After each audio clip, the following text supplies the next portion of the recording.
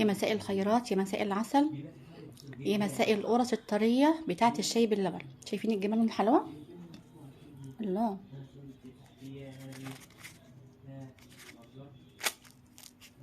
سمع سمع القرمشة. الله. دي فيها جبنة، ممكن تحط فيها نوتيلا او ممكن تحط فيها شوكولاتة او ممكن كمان سادة زي ما انت عاوز. طبعا المكونات في اول تعليق ان شاء الله.